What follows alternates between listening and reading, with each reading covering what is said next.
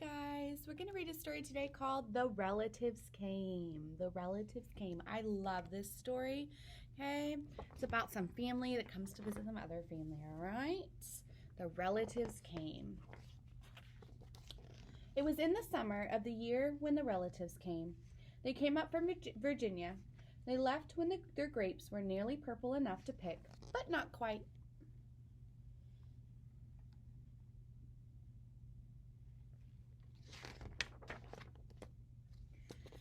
And they had an old station wagon that smelled like a real car. And in it, they put a ice chest full of soda pop and some boxes of crackers and some bologna sandwiches. And up they came from Virginia. They left at 4 in the morning when it was still dark, before even the birds were awake.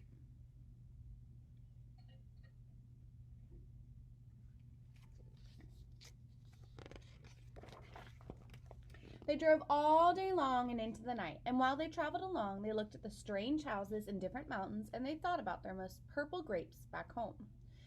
And they thought about Virginia, and they thought about us too, waiting for them.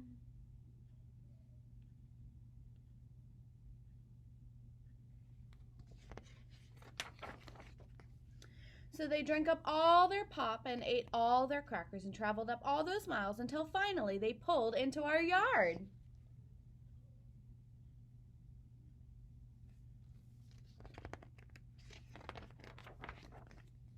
Then it was hugging time. Talk about hugging. Those relatives just passed us all around their car, pulling up against their wrinkled Virginia clothes, crying sometimes. They hugged us for hours. What do you notice about the relatives? Are there lots of them? Are there few of them? What do you notice about the relatives?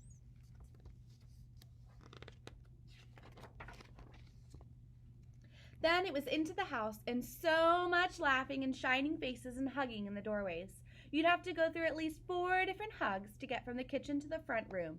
Those relatives.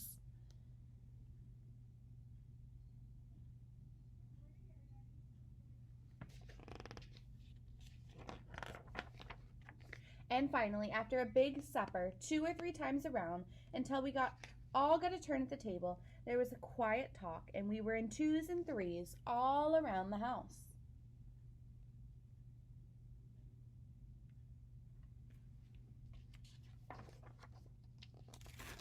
The relatives weren't particular about beds, which was good, since there weren't any extras. So a few squeezed in with us, and the rest slept on the floor, some with their arms thrown over the closest person, or some with an arm across one person and a leg across the other. It was different, going to sleep with all the new breathing in the house. Look at how everyone's sleeping. What do you notice?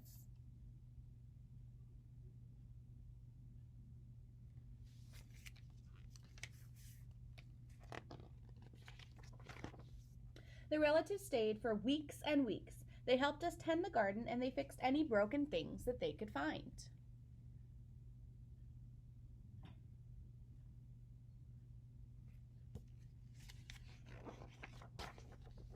They ate up all our strawberries and melons. They promised we could eat up all their grapes and peaches when we came to Virginia.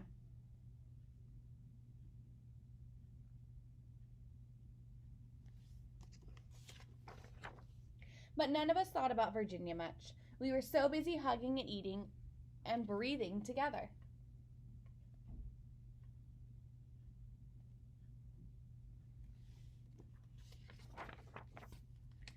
Finally, after a long time, the relatives loaded up their ice chests and headed back to Virginia at 4 in the morning. We stood there in our pajamas and waved them off in the dark. We watched the relatives disappear down the road. Then we crawled back into our beds that felt too big and too quiet. And we fell asleep.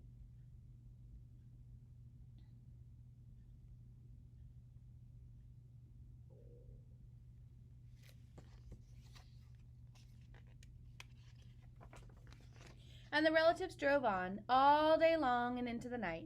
And while they traveled along, they looked at the strange houses in different mountains, and they thought about their dark purple grapes waiting at home in Virginia. But they thought about us too, missing them, and they missed us.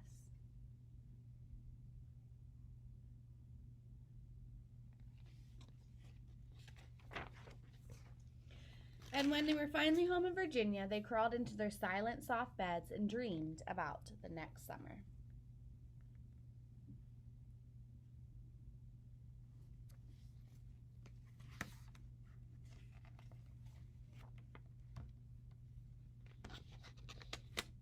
And here's the last page. So that was an interesting ending. What do you think the grapes might mean? Who do you think is going to visit who next summer? Thanks for reading with me, guys.